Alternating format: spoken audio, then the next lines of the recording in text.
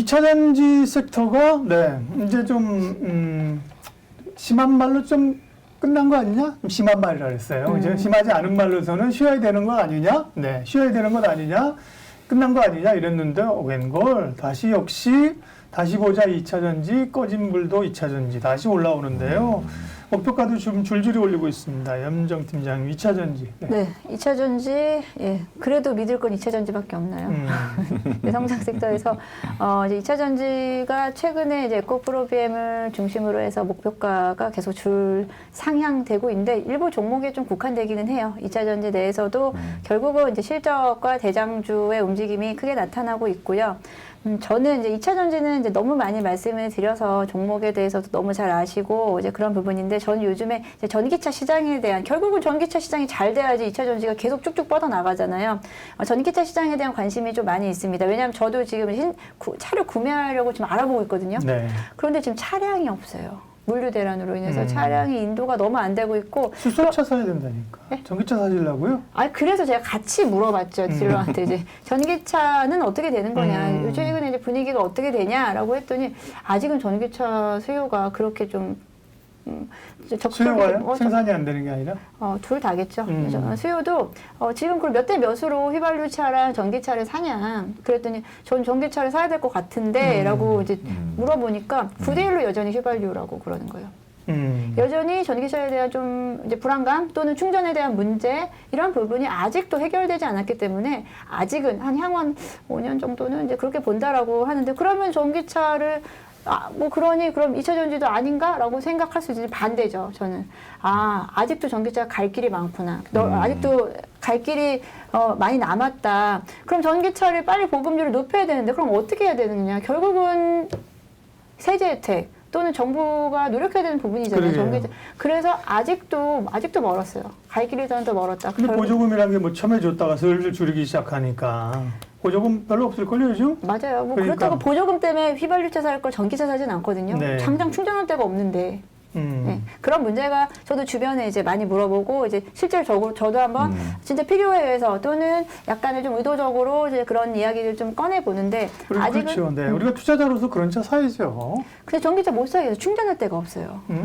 안 다니면 되지 뭐. 충전하지 않나요? 아파트에? 아파트에 그 전기 콘센트 하는 거는 그거는 도둑 충전이래요.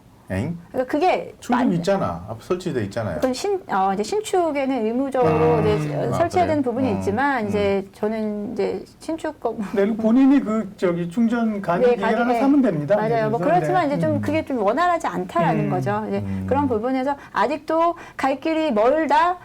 그렇기 때문에 시장은 더 열려 있다라고 저는 그렇게 보고 있고요. 그래서 이제 전기차 시장에서 사실 뭐 국내는 뭐 별로 지금 좀 지지부진하지만 최근에 이제 미국 시장에서 뭐 테슬라라든지 그리고 이제 곧 상장할 리비안 그리고 또 루시드 관련해서 좀 이야기가 많았잖아요.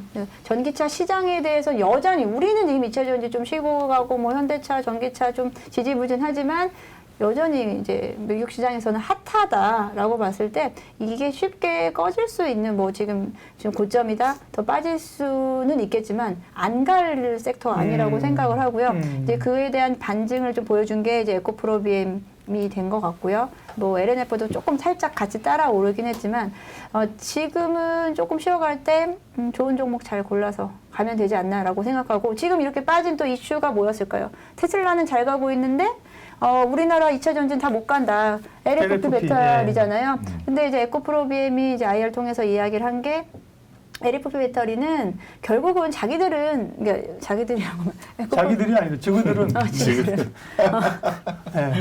에코프로비엠은 LFP 배터리 생산을 별로 관심이 없다예요. 결국은 이원화 될 거다라는 거죠. 고급형 배터리, 그리고 저가형, 중저가형 모델이 달리 갈 수밖에 없기 때문에 그렇게 크게 뭐 고려하지 않는다라고 이야기를 했고요. 제가 아까 말씀드린 테슬라라고 하면 사실 좀 저가형 모델이잖아요. 박리담의 쪽이잖아요. 근데 루시드 차는 가격대가 2억 원 가까운 가격이에요. 루시드가 테슬라의 대항마로 나왔잖아요. 루시드라는 차량이 이제 얼마 전에 이제 처음으로 출시를 했고, 그 차량 가격은 2억 원대인데, 진짜 고가 차량을 사고 싶은 사람이 테슬라를 굳이 사겠냐고요.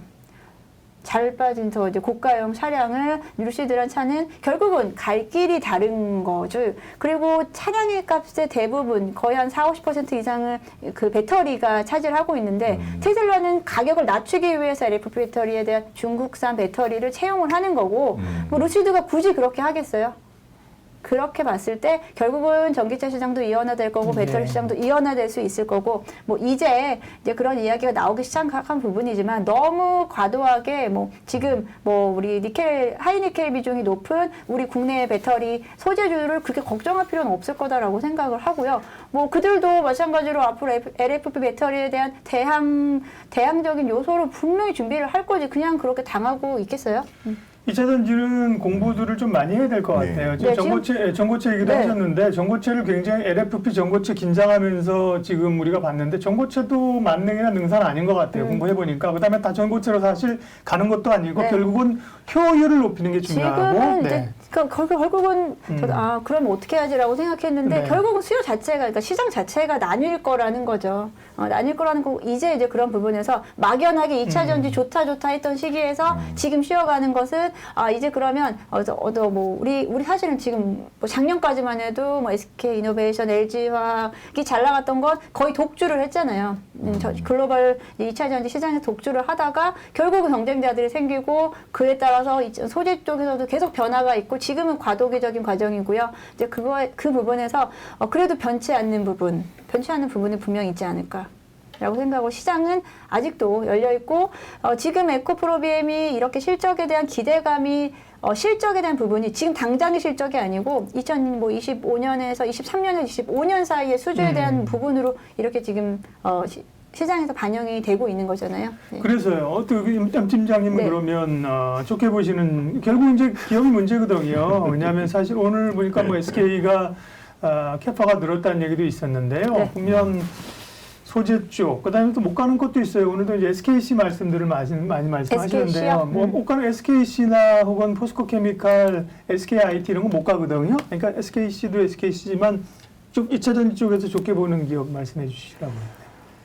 지금은 조금 더 지켜봐야 될 것 같은데 결국은 이제 지금 대장주의 흐름을 따라가야 되지 않을까 생각하고요. 예. 분위기상 저는 에코프로 BM도 있고 저는 에코프로에 대해서 좀 좋게 본다고 말씀을 계속 그렇죠. 드렸었거든요. 네, 에코프로는 좀 자주 말씀을 드렸었는데 에코프로 같은 경우에는요. 에코프로 BM은 기본으로 깔고 들어가고요. 그리고 에코프로 CNG 에코프로 EM 이라든지 자회사들이 지금 에코프로 BM과 또 나머지 자회사들이 에코프로의 어떤 그 2차 전지내에서의 그 소재에 대한 내재화를 계속해서 구축을 하고요. 그리고 리사이클을 통해서 계속해서 뭐 좋은 생태계를 유지하고 있다. 결국은 에코프로 이번에 급등했잖아요. 10만 원 선에서 계속 지지부진하다가 13만 원까지 점프했던 게 지금 그때 제가 이미 다 얘기했던 부분이었어요.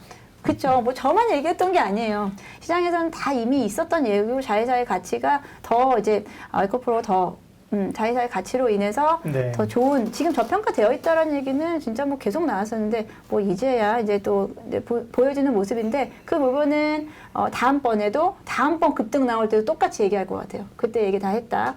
결국은 방향대로 가는 게 맞다라고 얘기를 할 것 같아요. 네.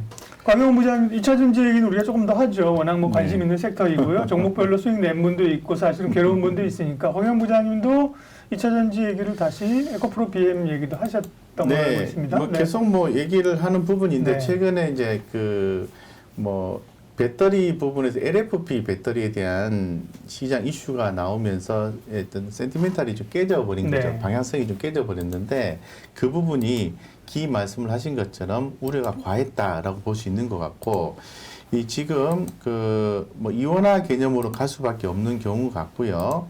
우리가 지금 국내에서 진행하고 있는 니켈, 코발트, 망간, 니켈, 코발트, 알루미늄 이러한 어떤 그 부분들은 계속해서 진행이 된다고 볼 수 있을 것 같습니다. 그래서 기존에 다 말씀하셨기 때문에 저는 좀 한마디로 요런 관점에서 말을 하고 싶어요. 제가 제일 선호하는 종목이요. 딱 두 종목이거든요. 하나가 이제 에코프로 BM하고 LNF예요. 두 개 다 공통점이 뭐냐 하면 정설 이슈가 아주 강하게 있다라는 부분입니다. 그래서 정설이 있다라는 것은 기업이 일거리가 많다는 거고요. 이 중에서 이제 에코프로 BM에 대해서 제가 더욱더 긍정적으로 보고 대응하는 이유는 과거에 인적 분할한 회사예요.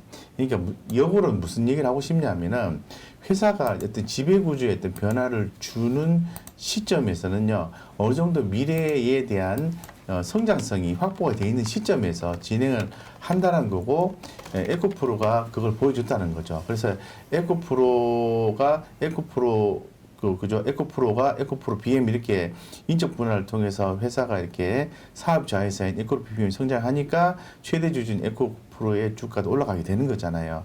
이런 것처럼 역시 과거부터 계획됐던 상승이지 않겠냐, 이런 생각을 개인적으로 해보는 거죠. 인적 분할이 있었고 주식을 교환하는 과정이 있었고, 그로 인해서 다 교환 수합이 끝나고 난 뒤에는 에코프로 입장에서는 에코프로 BM의 성장성이 중요한 거니까 거기에 총력을 기울였던 거죠. 그리고 최근에 또 발표한 내용을 보면은 양극재 생산 능력 상향 발표를 했었죠. 그래서 뭐 기존에 2024년, 25년, 26년에서 각각 28%, 29%, 43% 정도 영업이익 추정치에 대해서 상향 조정한다는 얘기도 나와 있어서 계속해서 올라갈 수 있다라고 볼 수 있는 거고, 그 다음에 에코프로 BM을 더 보는 이유는 목표가 상향 조정이 계속해서 나오고 있다라는 거예요. 40만 원대에서 48만 원에서 80만 원까지 나와주고 있다는 부분이 상당히 고무적이다라고 볼 수 있는 거죠. 그래서 제가 보았을 때는 요즘에 이동주들이 많이 올라가는 것 같아요. 이제 조금만 지나면은 100만 원 이렇게 찍는 종목들이 많이 나오더라고요. 예를 들어서 그 FNF 같은 경우에 조금만 올라가면 100만 원이거든요.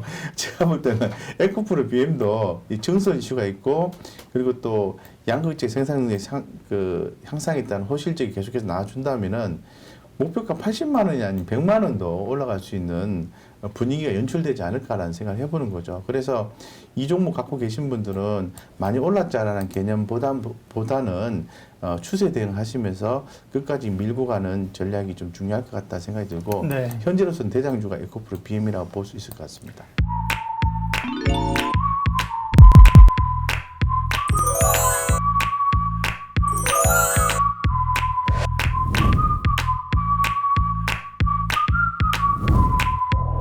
개인 투자자를 위한 진실된 방송 한국증권TV가 구독자 여러분을 새롭게 찾아갑니다. 확 바뀐 한국증권TV의 다양한 콘텐츠를 직접 경험해보세요. 한국증권TV에서 만나요.